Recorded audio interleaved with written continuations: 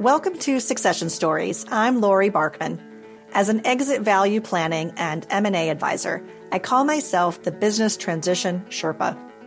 This podcast guides entrepreneurs from transition to transaction, from building value in your business to letting go. What do I do when I'm not hosting a podcast? I work with owners to maximize business value with my firm, Small.Big. And as a certified mergers and acquisitions advisor with Stony Hill, I guide you through the complex process of selling your company. Tune into Succession Stories for weekly insights to reward your hard work and avoid succession regrets. Hit subscribe wherever you listen to podcasts and sign up for our newsletter at successionstories.com. Here's to your success. Is this the year to sell your company? Don't leave your exit to chance. Stony Hill Advisors works with entrepreneurs like you to get ready for what may be the biggest transaction of your life. Learn what your business is worth by visiting stonyhilladvisors.com/podcast. Zachary Green's life experiences in the U.S. Marine Corps, firefighting service, and as an entrepreneur helped him realize that these careers have a lot in common. They entail risk, struggle, grit, and bravery. Zachary is a U.S. Marine Corps veteran and was a lieutenant with his local fire department.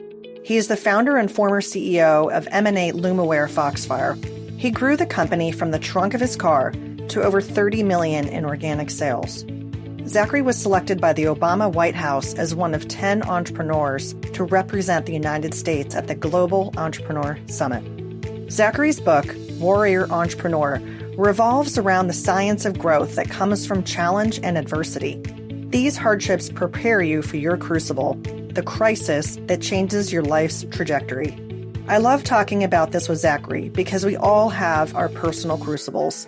It is through those crucibles that we transform, change, and learn. Many small business owners face adversities, especially in early years, and the challenges keep coming. This is a great episode for every entrepreneur to inspire ways to release your inner warrior and accomplish your life's mission. Enjoy this week's Succession Stories to learn how warrior principles apply to your business with Zachary Green. Zachary, welcome to Succession Stories. This is going to be a really interesting episode because you're so much about transformation and change. You're an entrepreneur, you're a military veteran and firefighter. There's so many things in your experience that I want to talk about. So welcome to the show. Thank you so much, Laurie. I'm a huge fan of yours, and it's a real honor to be here today. Thank you. Let's start with you, your origin story. What did you want to be when you grew up? It's funny. I wanted to be three things. I wanted to be a Marine, I wanted to be a firefighter, and I wanted to be an entrepreneur.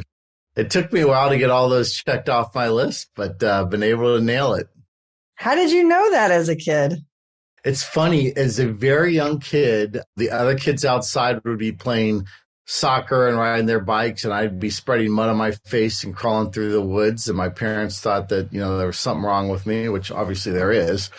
I remember the mailman hit our fire hydrant in front of our house and set up a geyser of about 30 feet high. And the fire department came out, and as a little kid, probably 4 or 5, I remember playing on the fire truck, and that just literally and figuratively lit a fire inside of me and wanted to do that.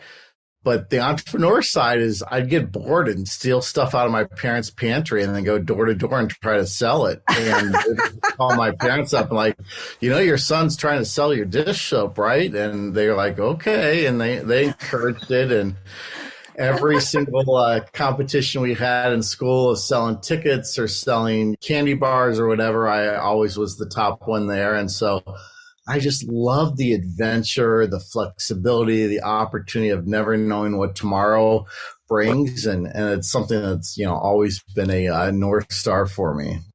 So for the first thing you did, you graduated high school and that's when you joined the Marines. Is that right? Well, growing up in a aristocratical Jewish family, the last thing they want their little bupkey to do is to join the Marine Corps. But again, no one in my family had been in the military. They were all musicians and attorneys and whatever. And So yeah, my parents weren't supportive. I didn't care. I signed up almost the day I turned 18, and a couple of weeks later, I find myself in Paris Island thinking like, what the hell did I just get myself into? I want my mommy here. You had to tough it out, and you probably were going through your own transformation at that time. What was that like? That's a great term because the Marine Corps is the only branch that you don't just join the Marines, you become a Marine. It's not like that in the other branches. You transform. One thing that was fascinating to me, not at the time, but looking back, I found it just amazing, is I had somewhat of an upper class upbringing. I had a mom that spoiled me so much. She literally laid my clothes on the foot of my bed my senior year of high school. I had everything given to me and great supportive family, but yet I struggled so much down at Paris Island in recruit training. What I couldn't understand is the kids that grew up in West Virginia that literally had dirt floors. They were telling us about the dirt floors whose dads died in their 40s from black lung or working in the coal mines, whose only option was to go into the coal mines, which was basically suicide, or join the Marine Corps. The kids that grew up in the inner city of Philadelphia and New Orleans that didn't eat every day, they literally went to bed hungry. They flourished in this environment. They're like, hey, this is great. I got 3 meals a day. I got a nice, comfortable, rack to sleep in. And here I am struggling. And I couldn't understand that. It just didn't make sense. But what I started to realize is this concept of the warrior ethos and the warrior journey. And that is the more adversity you have, the more challenge you have, the stronger you get. Now, if you're not taking that warrior attitude, and by the way, a warrior doesn't have to be a Marine or a Navy SEAL or an ancient Spartan. It could be that single mom that's, getting out of an abusive relationship and is just trying to hold her, together to get our kids into a good school and work 2 jobs. A warrior is someone that has adversity and struggle and grows for it. And that's really where I learned what that warrior spirit was. And thank God, because it really, really helped me out. Not just made me successful as an entrepreneur, but in all honesty, probably saved my life because the process during that journey of entrepreneurship is brutal. Yeah, absolutely. How many years were you in the military? So I was in during a funky time from 91 to 99. It was during the Clinton years. There was a ton of attrition. We did not have one single combat deployment.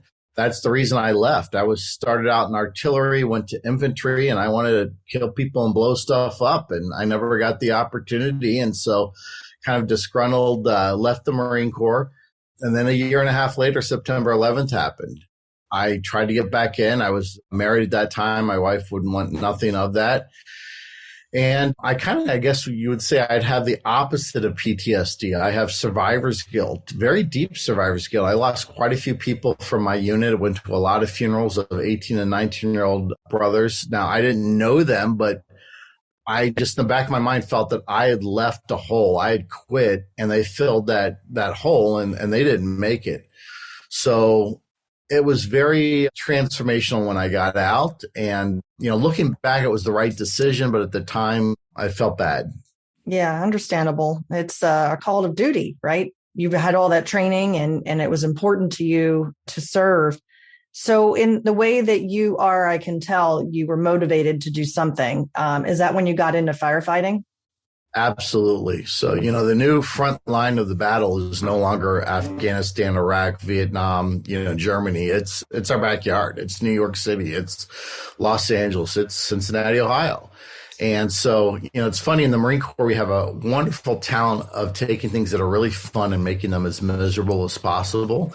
In the fire service, we take things that are kind of miserable and make them as fun as possible. But the one thing that I was really impressed upon very early on as a firefighter is how they solve problems. We can't dial 912 after you call 911 and we show up at your house. We got to solve the problem. And the creativity and the innovation of a bunch of 18, 19-year-old kids sitting on the end of a tailboard of a fire truck is amazing. My full-time job at the time was Eli Lilly, multi-billion-dollar company, just tremendous from an innovation standpoint. And I will tell you, there's more innovation going on at a firehouse than there is in the labs in Indianapolis there. So did you go to college in between? I did. So I actually served in the Marine Corps Reserves while I was in college. I also went through the officer program. My degree was in sport administration and marketing. I wanted to work for one of the big professional sports teams, and I got my dream. I got to work for the Los Angeles Raiders when they were in LA. My family's from LA, so I was able to stay with them.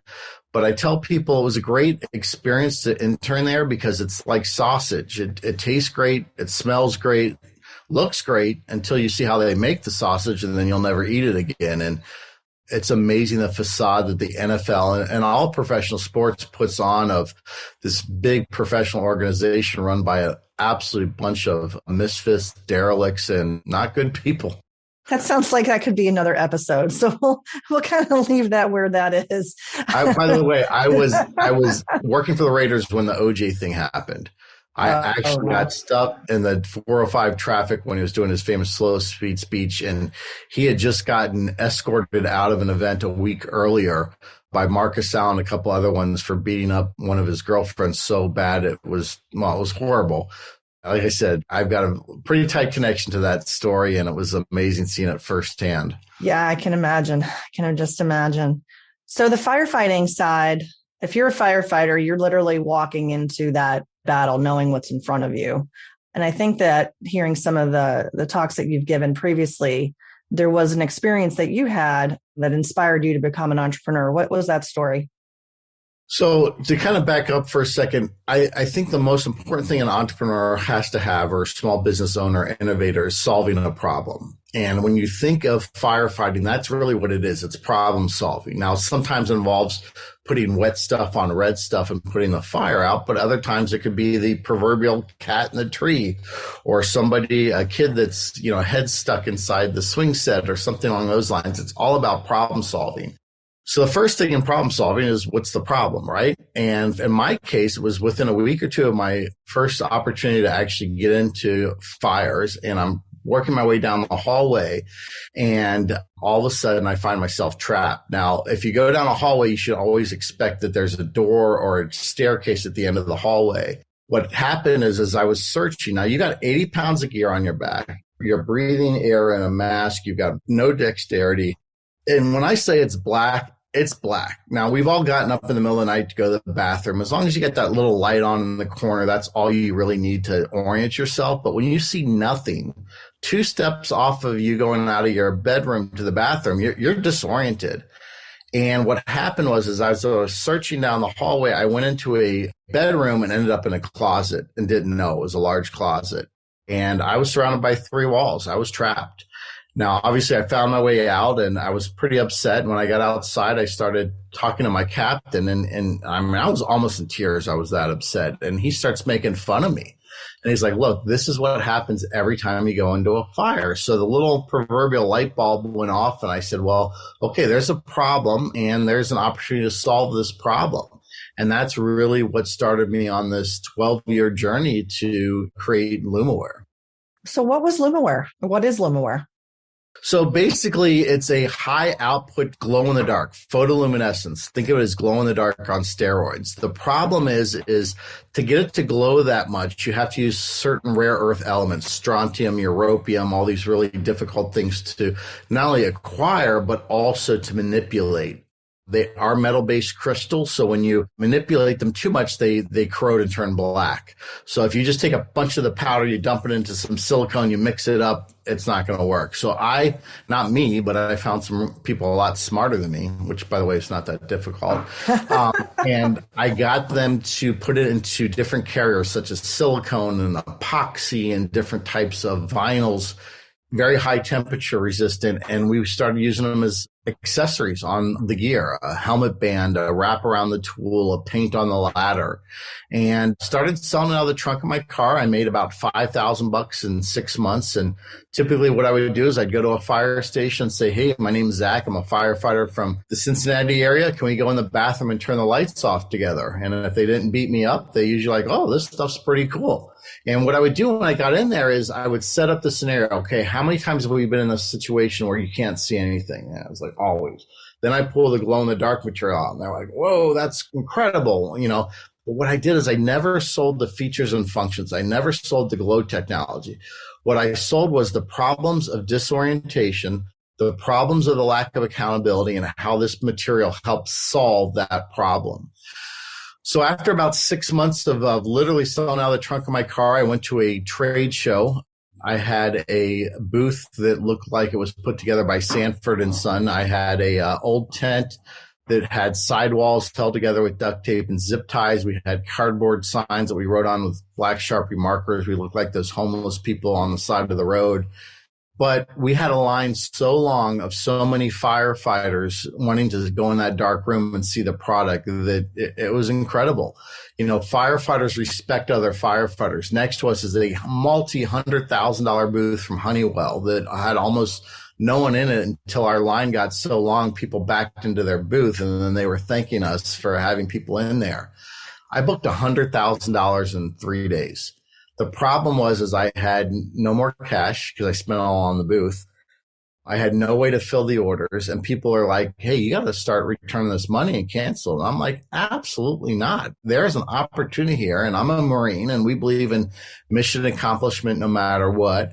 And I ended up refinancing my home, maxed out my credit cards, borrowed against my 401k, and eventually raised a couple $1 million in venture capital financing. And with that, we opened up. So that first brand is called Foxfire. That was mainly just for the firefighters. To the day, we've got about 100,000 firefighters using our products. And then with the help of the investment firm, we started going after the exit sign market because there's 100 million exit signs in the United States. They all need batteries, light bulbs, and electricity. And what we were able to do is actually meet the code with our glow in the dark and not have to have that batteries, light bulbs, and electricity. Eventually got in with 3 of our nation's 4 largest retailers, started getting picked up by Home Depot, and eventually turned into about a $30 million company over the next couple of years. Amazing. So literally started, as you said, duct tape and cardboard and had success at that early event. And the pain point that you experienced, that your fellow firefighters experienced, that guidance that you gave to, solve a problem, that's so critical. So many times I see great technology coming out of the universities and then they struggle with the product market fit. They need to bring on other people who are more of that marketing and sales minded individual that can sell the 1/4-inch hole versus the 1/4-inch drill bit. It's funny. In big pharma, we're talking billions and billions of dollars. Their innovative team is so detached from the sales team, so detached from what's out there. So they're coming up with solving these problems that don't necessarily exist. And the sales team are the ones that's out there that knows, hey, we've got a real problem with obesity. We've got a real problem with diabetes. We've got a real problem with Alzheimer's. And being able to connect those two. And no one really did that. That was one of the projects I worked on at Lilly, was helping to work with the research scientists to talk about what the problems were out there in the field. And, that's great that you created a drug that stops the third eye from popping out of your forehead. But last time I checked, that's not really a problem. So like you said, they're selling the hole instead of the drill bit. Yeah, absolutely. So we've skipped over a lot of years where the company, flash forward, it became 30 million in revenue. Did you add some key people underneath you to the management team? I got out of the management team. That was the key thing. It was brutal. And, I glossed over a lot of the really dark days and difficulty. There were 3 times I almost went personally bankrupt, almost lost my house, almost lost the company. And if it wasn't for what I learned in the Marine Corps of how to deal with that stress and those coping skills, A, the company wouldn't have survived, and B, I probably would not have survived either. The transformational point happened. And going back to that warrior journey that we started talking about in the Marine Corps, is that at some point in time, so the warrior goes through this trials and tribulations when they start to train. And it could be anything from practicing for volleyball and going through the summer training to, to in the Marine Corps going through those rigorous challenges. But eventually you face a crucible. And the crucible is when the warrior gets to a point in their life that they're just not prepared for, that whatever's happened up to then is not enough to get past that next point. And at the bottom of that crucible is the abyss. And the abyss is where darkness and fear and death lies. Now, the philosopher Nietzsche once said about the abyss, if you stare long enough to the abyss, eventually the abyss will stare back and consume you. And what that means is if you stay into that bad situation for too long, in a company that's not working because you're not doing the right things, in an abusive relationship, abusing drugs or alcohol, the harder it is to get out of it. But if you can recognize the abyss and honor it for the fact that it's a place you don't want to be, and then you have to transform and change to get through that. So to specifically answer your question, when I got a call on vacation from my CFO saying that we were basically out of money, and I had a panic attack and I thought I was dying, and I made a decision at that crucible, the abyss being the failure of the company, that the transformation had to be me. And I resigned as CEO. I got rid of most of my leadership team, brought in a very experienced CEO and told him, hey, you do what you need to do. I don't want to know how much money's in the bank. I want to know who's getting hired and fired, but I do want to be the visionary. I do want to continue making sure the culture is where it needs to be and innovation. And that's when we transformed and that's when we changed. And it's interesting because looking back, it was very clear at the time. It was very difficult. Most founders are really bad CEOs. The skill set to be a founder, to be an innovator, to be an entrepreneur is so vastly different than the skill set to be a CEO. The founders need to be innovative. They need to be visionaries. They need to work on 10 opportunities at once. The CEO needs to be meticulous, focused, problem solving, being able to step away from the business and look at the logic, where an entrepreneur is all about the sizzle and the razzle and talking to people. And it was so clear to me at that time that I was holding the company back. So to your point, that's how I made the change, was taking myself out of the day-to-day. If you were going to rewind on that situation, what you just described, visionary versus someone who's more of the integrator and more process oriented and in that operational mode, would you have hired that person sooner now that you look back, or was it a concern about cash flow, or was it ego that you wanted to be the main person at the helm? It was ego, without question. And it was probably a decision that my venture capital firm had some very difficult conversations with me, to the point where we almost blew the company up. We were arguing so much, everyone around me, but I'm not giving up. It's my baby. And, think about your kids, when they get to a certain point, you're going to hurt them if you allow them to stay at home with you. You have to eventually let them go and go on their own, because that's how they really transform and grow and change. But it's hard to drop your kid off to college, or to be able to do those things, or eventually to kick them out of the house when they got no place to go. So I had to go through that crucible. I had to go through that difficulty, because without it, there's no way I would have known. Now, of course, looking back, sure, I would have done it differently, but you don't have that luxury when you're in the middle of the fight. Yeah. So at that time, you had venture money, correct? You had taken in some venture money. So you had taken in venture money. I had gone a second round and a down round, where they really started to, go from, hey, we're here to help you, to, hey, we're going to get this thing straightened out. Gotcha. So you had a board, you had governance, it wasn't just you there. And some companies don't have that. Entrepreneurs a lot of times are just in their own heads. Here you did have some advisors, and they had a fiduciary role because they were investors. What about your family? Did your wife see it? Could she tell that this is where it was headed? I try not to include them in that stuff. If anything, they were more of the side that, hey, don't let this get taken away from you. Don't give up the ship and that type of thing. So they were not supportive of that. But again, they're not in the business. They didn't see it. I think it's interesting what you talked about. There's two kinds of boards. There's advisory boards that do not have fiduciary responsibilities, and then there's actual boards that do. And I think it's important to have both. The advisory board works for the entrepreneur, for the founder. The actual board works for the company and makes those decisions that are best for the company. And it's important to listen to both and understand where both of them come from. It's great when they're aligned with each other, but that doesn't always happen. Did you have advisors? I didn't have a formal board, but I had some really, really good advisors. And it's interesting because as I went through my journey from being a guy selling out of the trunk of my car and working out of my garage to a pretty substantial operation, those advisors flexed and changed over time. So how many years had it been from when you just had gotten it started, bootstrapping, to when you left the role as CEO? How long was that? The company started in 2010, and I think probably by 2007, 2008 is when we had the big crucible, I guess you could say.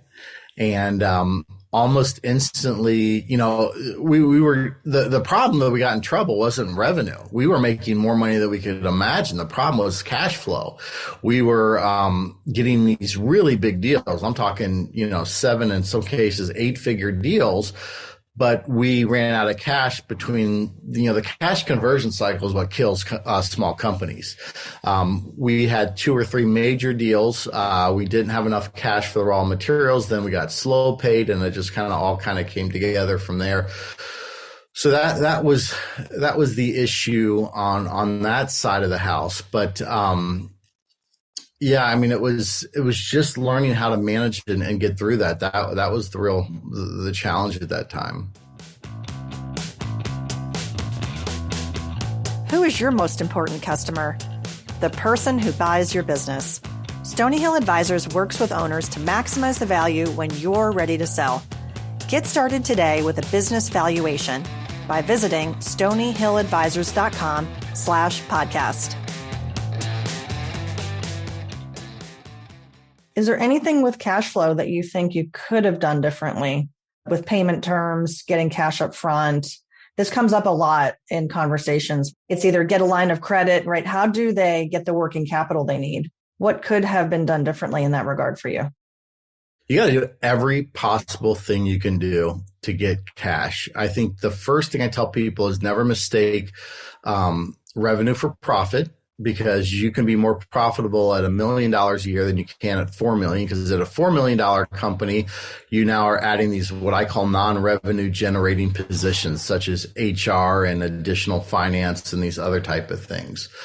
The other thing I think I've done differently is you got to hire a really, really good CFO, not bookkeeper, not accountant, CFO. And the beauty is there's a ton of these CFOs on call. So a small company that's making $5 million a year does not need a full-time CEO, but maybe getting a couple hours a week or a day a week out of them, that's important, because they're the ones that put those long-term forward-looking performers out there to say, hey, we're in a trouble. Where I'm like, dude, you're crazy. We just made $1 million sales. How can we be in trouble? And he's like, the sale is not a sale till the check clears the bank.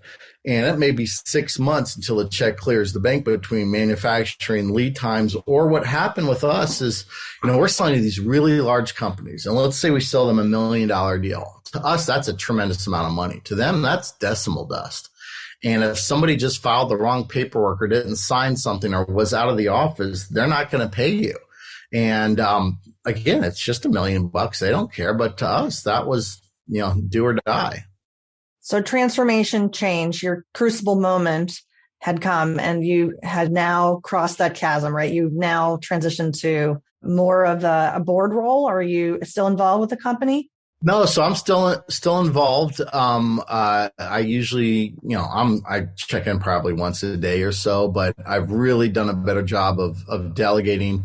It's frustrating because I know I can do better than the people that are doing the job, but I got to let them do it. And I always tell people, no one will ever do as good of a job as you at your own company. It's just not going to happen. However, they don't need to do as good of a job as you.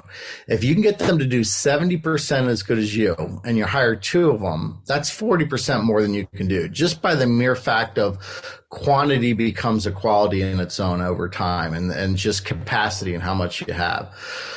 So that's my goal now is trying to empower those around me, make a much larger shift to distribution rather than to direct sales. Again, was too wrapped up on the whole control thing, but realized we couldn't control it. So now I have several thousand sales reps rather than just 3 or 4, because I can empower these distributors. But the challenge then becomes, okay, how do they pay attention to your shiny red ball and not the other shiny red ball?